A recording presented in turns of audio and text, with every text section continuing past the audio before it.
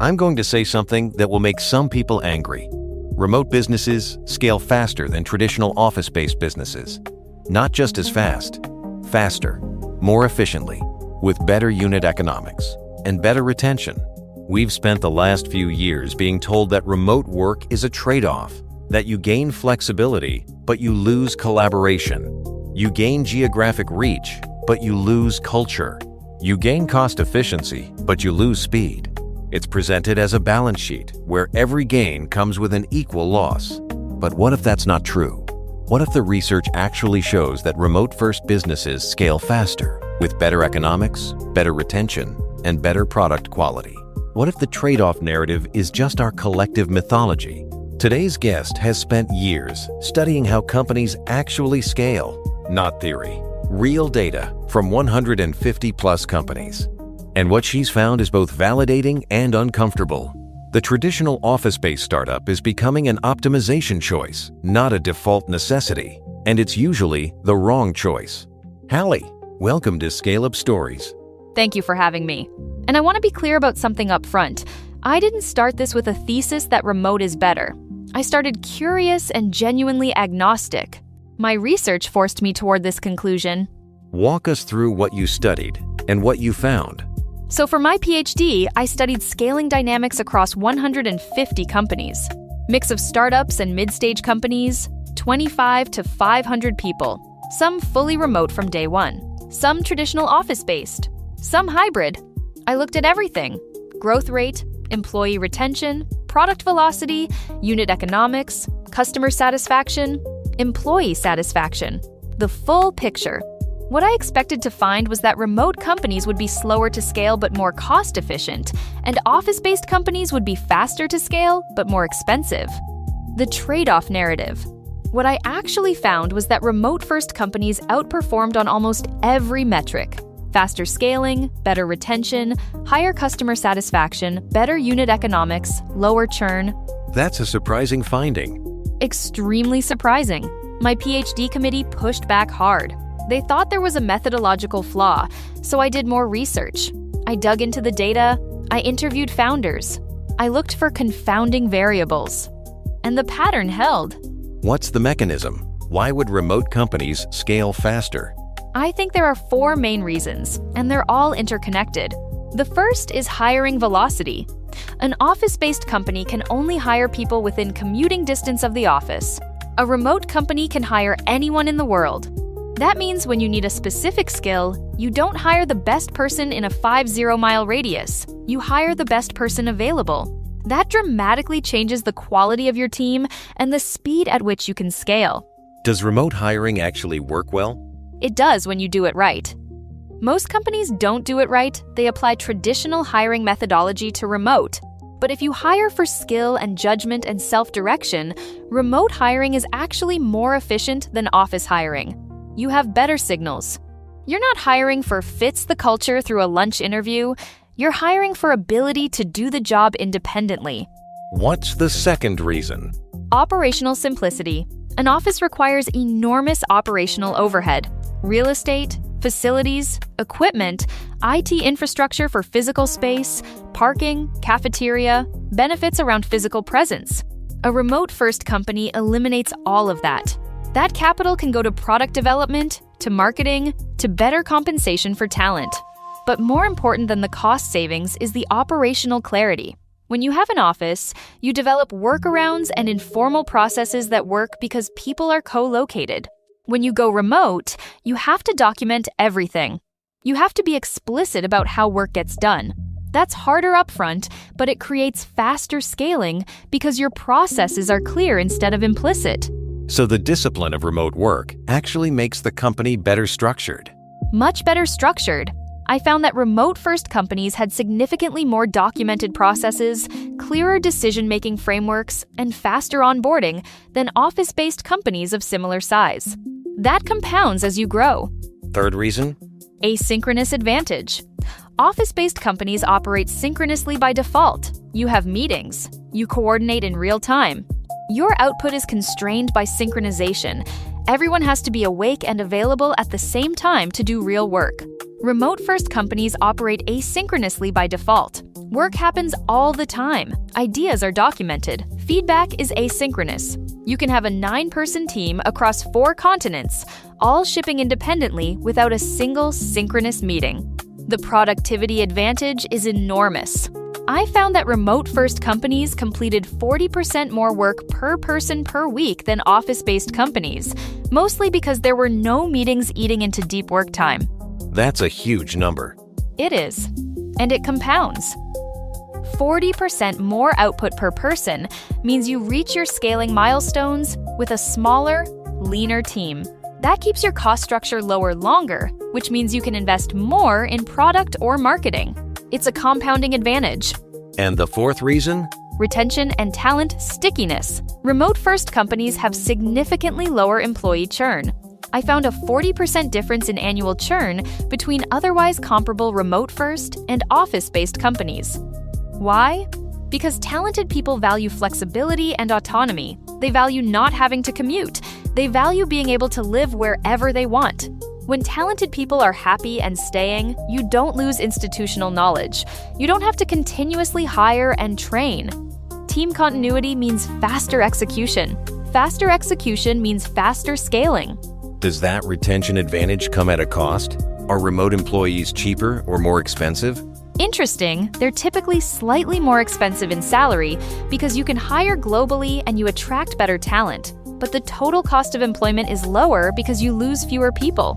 You don't have to continuously rebuild. You mentioned the office trap. What is that? The office trap is the moment when a founder decides to get an office because they feel like they should or because they think it's necessary to scale. And once they do, they've created enormous organizational inertia that slows them down. Here's the pattern I see repeatedly. A founder starts remote, gets to a few million in revenue, feels successful, thinks, okay, now I'm a real company, I need an office. Leases real estate. Hires operations people to manage the office. Changes the entire culture from async first to synchronous. And suddenly, they're slower. Do they realize they're slower? Some do. Most don't, because the slowdown is subtle. It's not like, oh, the office makes us slower. It's that you're in meetings about the office. You're coordinating office logistics. You've lost the async default, and now meetings proliferate because everyone is in the same place. You're spending time on office politics and who sits where instead of product. Is there a point where an office becomes necessary? Maybe. For some types of work, deep collaborative physical work, you might benefit from some co-location. But 95% of software and knowledge work doesn't require physical presence. And for that 95%, the office is a drag. What I'm hearing is that the office is almost always a step backward in terms of scaling velocity. Almost always. I'd say 80% of the time. There are legitimate use cases where some amount of co-location makes sense. But for most companies, for most of their scaling journey, remote first is faster and cheaper. Why do founders do it then? Status anxiety, mostly. The founder has been remote, it felt scrappy, and now they're successful and they want to feel like a real company. An office signals legitimacy. It signals you've made it.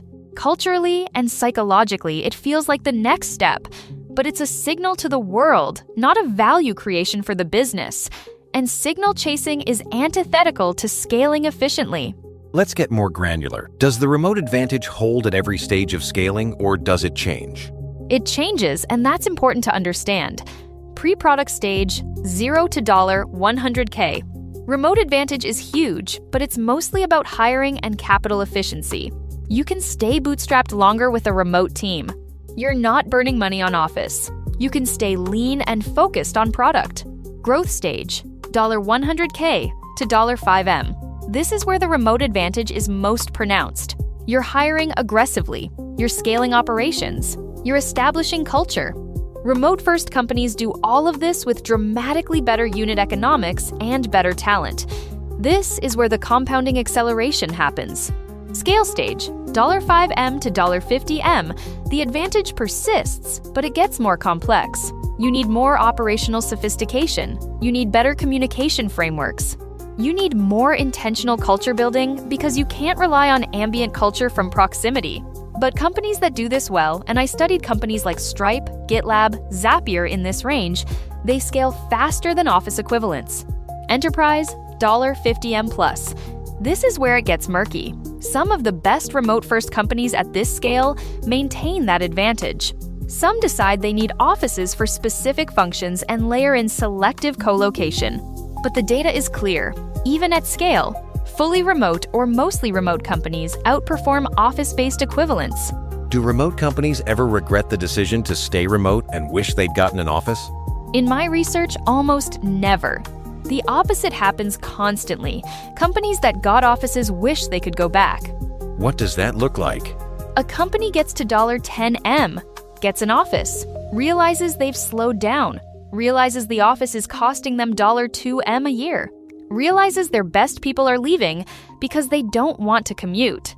They either downsize the office or go remote again. It's always regret. The ones who regret it most are the ones who've tried to go back remote after being office-based. They've already built up office muscle memory and office culture. Going back to remote is a culture shock all over again. I want to be fair. Remote has genuine challenges. Culture, for one. Collaboration, for another. Are you understating those? I don't think so. But I think the challenges are real and solvable, not insurmountable. The way most companies handle them is to just accept them as inevitable losses. That's the mistake. Culture in a remote-first company is not worse. It's different. It requires intentional design. You have to think about, what are our values? How do we communicate them? What rituals reinforce them? You can't rely on people are in the same room and naturally adopt the culture. I studied how the best remote-first companies do this. They have async communication standards. They document their values explicitly. They have rituals, monthly or quarterly gatherings, asynchronous writing practices, community channels. The culture ends up being stronger because it's designed, not incidental. What about collaboration? The argument that innovation happens in hallway conversations? The research doesn't support that. Innovation happens when people have time to think, when ideas are documented, when you can revisit ideas over time. Hallway conversations are mostly just interruptions. What remote-first companies lose is the ambient, low-quality interaction. What they gain is the ability to schedule high-quality collaboration asynchronously.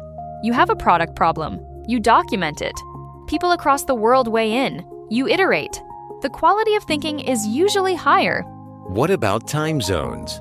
Genuine challenge, but it's solvable with good asynchronous practice. You don't expect everyone to be online at the same time. You document context. You schedule synchronous collaboration strategically for the critical few moments. Most companies fail at remote scaling because they try to maintain synchronous culture across time zones. That doesn't work, but asynchronous first does.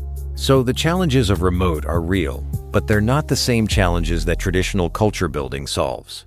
Exactly. You're not solving how do we build culture through proximity. You're solving how do we build culture through values and communication. They're different problems. And the second problem is actually solvable. Let's talk numbers. What are the actual economic advantages of remote-first scaling? I'll walk through a comparison I did in my research. 2 companies, similar product, similar revenue, one fully remote, one traditional office-based. Company A traditional office, 80 people, $5, MARR, 2,000 square foot office in San Francisco, $40K, monther, $480K, year. Facilities costs, $50K, month, $600K, year. Real estate and facilities staff, 4 people at average $120K, $480K, year. Total overhead, $1, 56M, year. Company B, fully remote, 65 people, $5, MARR, no office. Distributed tools and collaboration, $30K, month, $360K, year. One person managing operations, one person at $100K. Total overhead, $460K, year. The difference? $1. 1M per year. That's 22% of revenue just in overhead reduction. But Company A has more people, right? Company A has 80 people. Company B has 65. Same product, same revenue. Company B is more efficient because they're not losing 40% of output to meetings and logistics. Now here's where it gets interesting. Company B spends that $1, 1M savings on either product development, marketing, or better salaries for talent. All of those are leverage.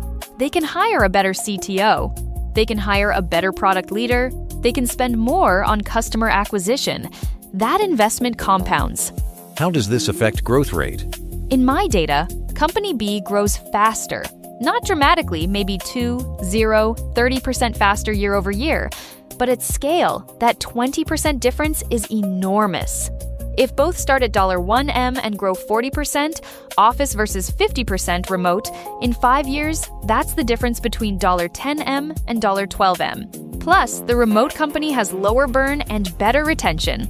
That's compelling math for a founder. It is. And yet most founders don't do it this way because they have a mental model that real companies have offices. That model is wrong, but it's deeply ingrained. What actually does suffer in remote-first companies? Let's be honest. Ambient socializing.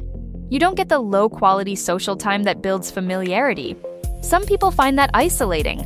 Quick decision-making in person can be faster. You lose some of the informal being around geniuses effect that Steve Jobs talked about. But here's the key. You don't necessarily need that. Those are nice-to-haves for culture. You can have a profitable, growing company that scales to $50M without those things. What you absolutely can't lose is clarity of purpose and quality of work. Remote-first companies have to be more deliberate about those. And most are, because they have to be. Is there a personality type that struggles in remote environments? Absolutely. People who need structure and presence and management struggle in remote. People who are self-directed and autonomous thrive. Early in your company, you can probably hire for that. As you scale to 500 people, you'll have a distribution of personality types, and you need to accommodate that. Some people might want office days. That's fine, but the default should be remote and async.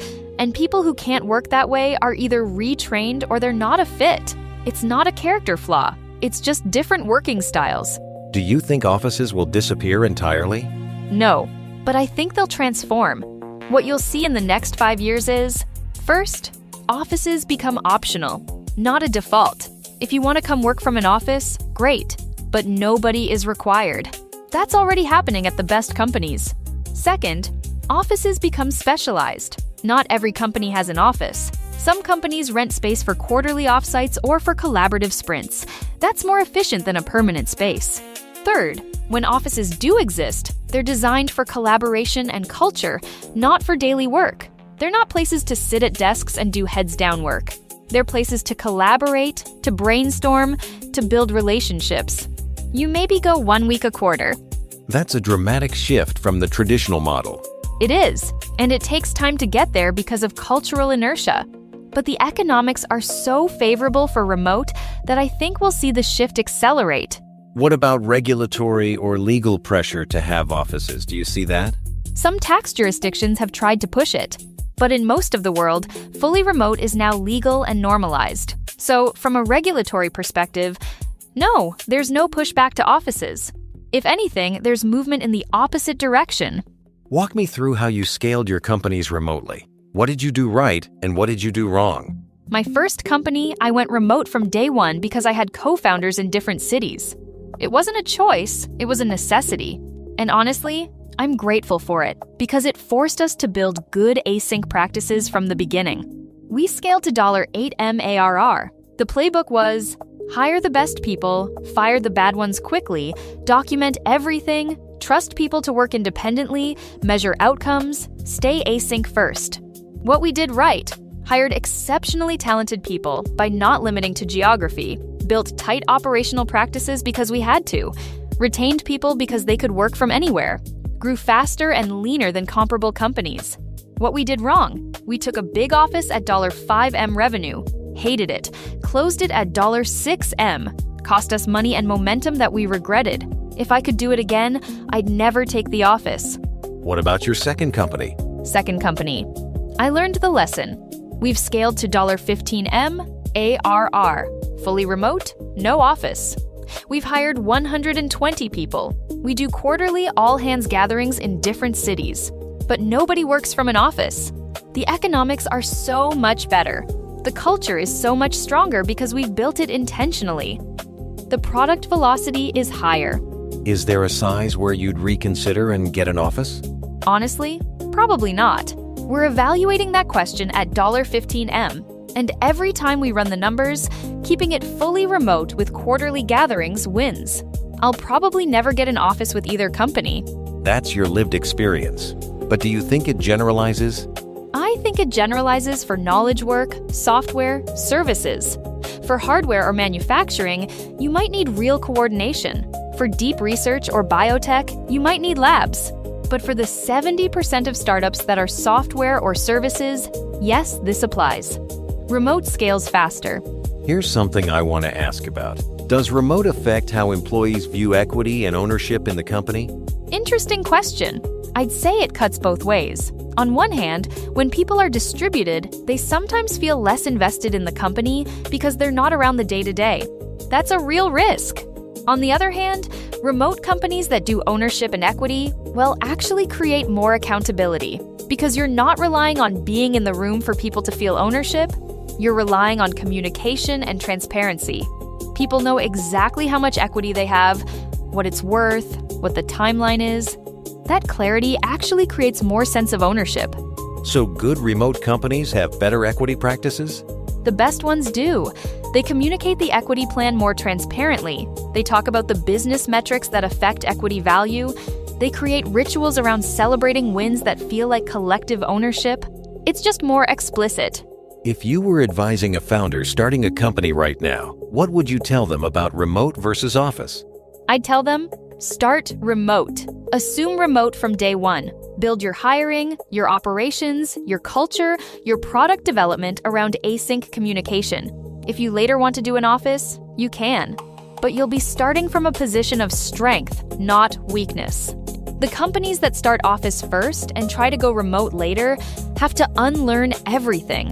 They have to rebuild culture. They have to retrain people. It's harder. But if you start remote and do it well, you have maximum optionality. You have the best people from anywhere. You have low-cost structure. You have strong async practices. Everything scales better. Do you think founders get this yet? Some do. The founders who built companies during the pandemic got it because they had no choice. They went remote, it worked, and they saw the advantage. The founders who started office first because that's what you do, many of them still don't get it. But the data is becoming undeniable. The best scaling companies right now are remote first. That will become the norm. But we're in transition. Rapid fire? Ready. Most important tool for remote first scaling? Documentation. Not a tool exactly, but the practice. The tool is Notion or Confluence or whatever. The practice is documenting everything. Biggest mistake remote first companies make? Assuming that written communication alone is enough. You need some synchronous connection, just not as much as traditional companies think. One book about scaling remotely? The Handbook for Remote Work by Jose Rosado is good. But honestly, my research document probably has more useful data. Will we ever go back to offices as default? No. I'd bet money on it. The economic advantages are too stark. What would change your mind? Technology that makes remote collaboration as good as in person. We're not there yet. When we are, the advantage of remote will be even more obvious. Hallie, close us out. What should every founder understand about the data on remote scaling? I think the most important thing is to understand that the conventional wisdom is wrong. The conventional wisdom says remote work is a trade-off. You gain flexibility, you lose speed. You gain geography, you lose culture. You gain cost efficiency, you lose excellence. The data says no. Remote-first companies scale faster, retain better, have better unit economics, and have comparable or better culture when done right. It's not a trade-off. It's an upgrade. But the mythology is powerful. Enormously powerful. There's a century of business culture built around offices. There's status attached to offices. There's psychological comfort in the familiar model. But that's sunk cost thinking. The question isn't, how do we maintain the office model? It's how do we organize for maximum scaling efficiency? And the answer, clearly, is remote first with intentional async practices. Do you think that will happen? I think it's already happening. Look at the fastest growing companies. Most are remote first or remote majority. Look at the ones with the best unit economics. Same pattern. The outliers that are office first are paying for that choice through lower growth or higher burn. Over the next 5 years, I think the default will flip. New companies will be remote first. Existing companies that realize the remote advantage will transition, and the ones that hold on to the office model will gradually fall behind. It's not ideology, it's just math. And eventually, math wins. Hallie, thank you for bringing the data. Remote businesses do scale faster. Thank you for asking the hard questions. Everyone listening, if you're starting a company and you assumed you needed an office, reconsider. The data says you're wrong. Start remote, build for async, hire the best people from anywhere, scale faster. That's episode 21 of Scale Up Stories. I'm Sakil. The future is remote. The data proves it. Scale Up Stories is independent and listener supported. If this episode changed how you think about scaling, share it with one founder who's planning their first office. Subscribe on your favorite platform. Leave a review. Links to Hallie's research in the show notes. Until next time, scale smart, scale remote, scale fast.